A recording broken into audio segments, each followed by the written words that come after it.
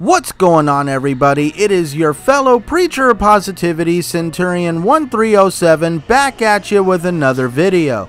With the custom Gears 5 Xbox One X getting ready to hit stores next week, a lot of people are saying, what's the point?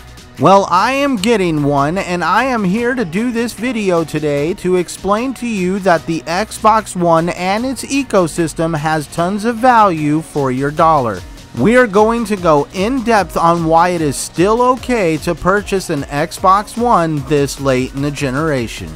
Now, I know that there's going to be some out there that are going to say that the facts that I'm going to put out are just to perpetuate the console wars, but that isn't what I'm trying to do in this video at all. I am merely trying to educate and inform those of the strengths of the Xbox console and its ecosystem. The first fact I'd like to point out is the Xbox Live Network, and the fact that it is considered one of the most stable and secure gaming networks on the market. Now, I'm also not saying that Xbox is perfect. There is times that Xbox Live goes down as well. But when you look at information that is publicly put out on blog sites, forums, and on YouTube, PlayStation is known for being frequently down in one shape or another. It could be due to maintenance or server issues. These frequent instability issues could be one of the major reasons why PlayStation is switching to the more reliable Azure server cloud system. Now, to explain the other half of my statement when I said that Xbox Live is considered one of the more secure gaming networks on the market. The worst hack that's ever occurred on the Xbox Live system on a massive scale was actually a very mild one. Back in 2014 for Christmas, an individual caused the Xbox Live server system to shut down by tricking it into thinking that millions and millions and millions of people were logging on. Xbox was not alone in this cyber attack, as this same individual also went after the PlayStation Network in the same manner on the same day and getting the same result. What was not advertised to a lot of people, though, is that Xbox and PlayStation actually came together to work together to figure this situation out to get both their systems back online, and to exchange information that was necessary to catch this individual and make sure that he was prosecuted to the full extent of the law.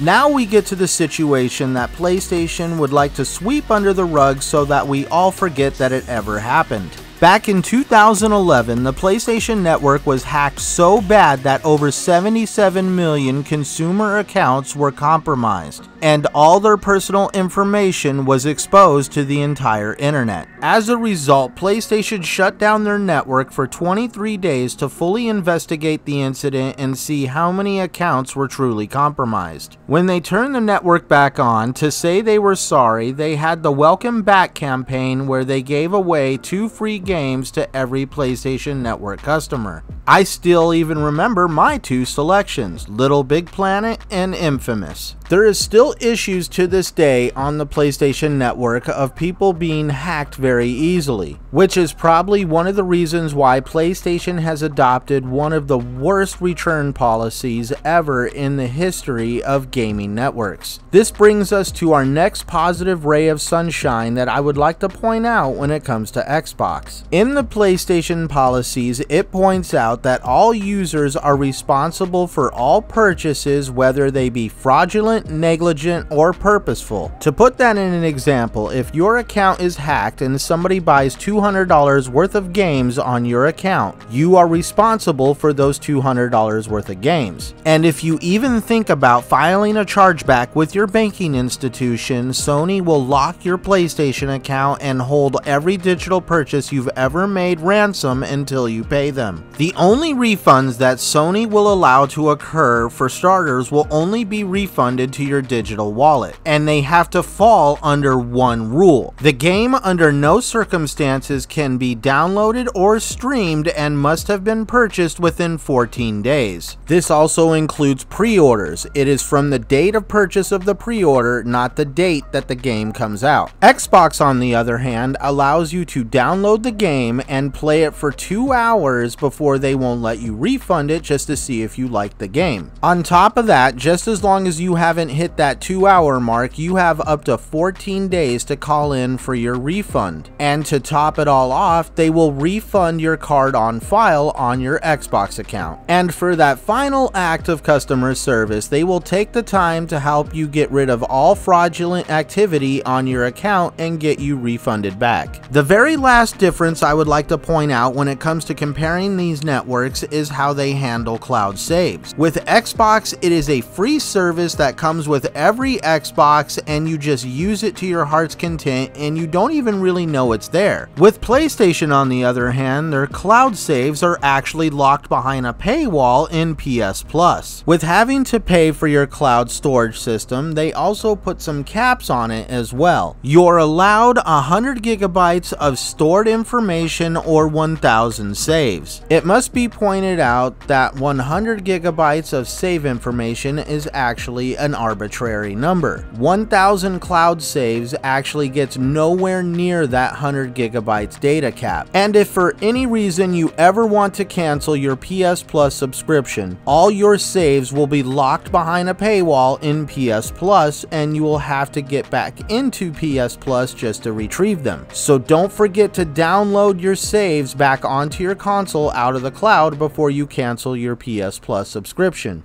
Now it's time to move on to the bigger subject at hand, that Xbox supposedly has no games. The Microsoft team has recently come out and admitted that they got it wrong when they released the original Xbox One. They've also admitted that their exclusives and first-party studio lineup has been pretty lackluster this generation. That being said though, lackluster does not mean non-existent. Titles like Rise, Son of Rome, and Sunset Overdrive were exclusive to the Xbox platform and helped kick off this generation. But there is one title that has been flying under the radar that has tried to set a new standard for a game experience.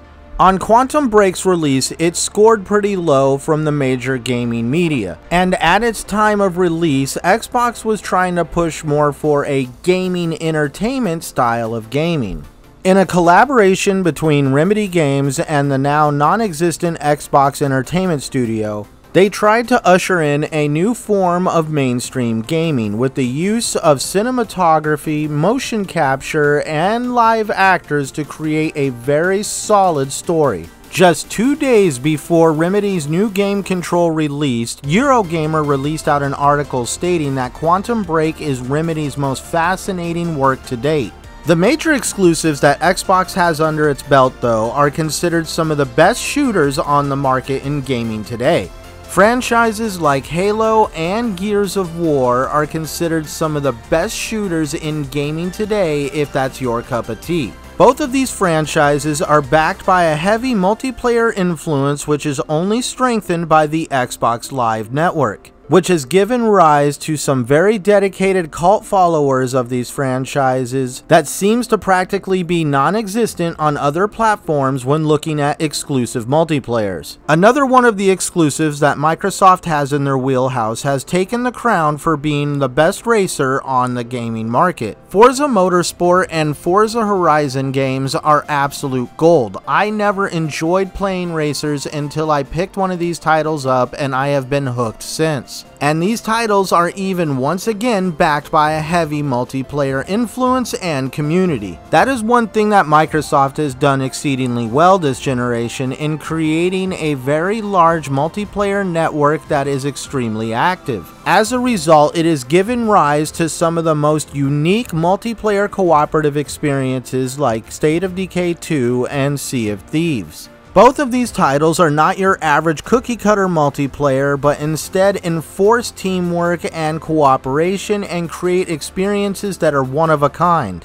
The biggest exclusive that Microsoft has going for the Xbox One is backwards compatibility. They worked hard to get this to work, and they wanted to knock down the concept of your games no longer work on a next-gen console. They wanted to show their appreciation to their fans by giving respect to the past purchases for games on other platforms before the Xbox One, and allowing them to be carried forward into what is now being referred to as a legacy of devices. Unlike on other platforms, you will not have to rebuy the game or pay a ridiculous paywall to to get access to backwards compatibility. So if you ever bought the game digitally on your account or still own the disc, you will still be able to play it today as long as it's on the backwards compatibility list. The biggest reason though that I can tell you today on why you should own an Xbox One is Xbox's crowning achievement, which is a game-changing concept, Game Pass.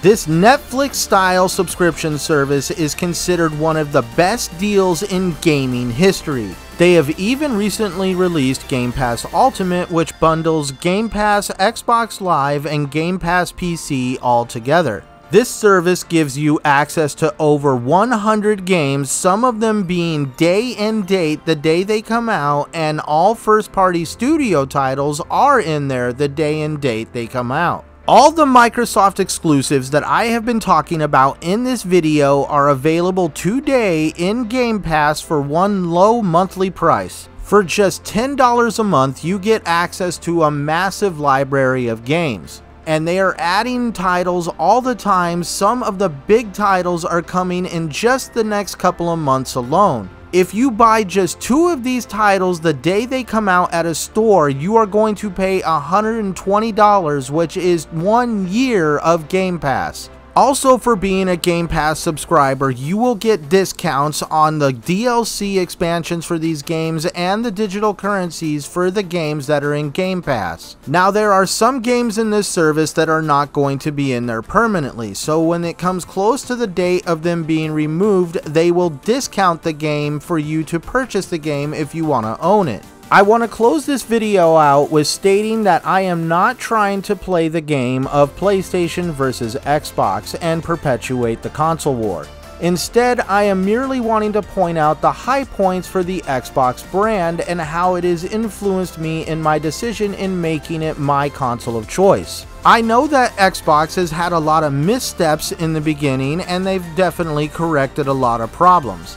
I'm not even going to drag out the topic of the Xbox One X being the most powerful console on the market. Anybody who's shopping around for a game console is going to come across this, and they're going to make their own decision whether graphics matter to them. Instead, let's have a conversation down below in the comments section and talk about the positives of this generation when it comes to Xbox and how it's influenced you as a gamer. We all make mistakes in life, and it is time to move on from the mistakes of the past and look towards a bright future. If you enjoyed this video and want to see more content like this, send me a like and a subscribe down below as I release content on a weekly basis. So till next time, my friends, thank you for tuning in, and remember, no matter what console you prefer to game on, play united and game hard out there.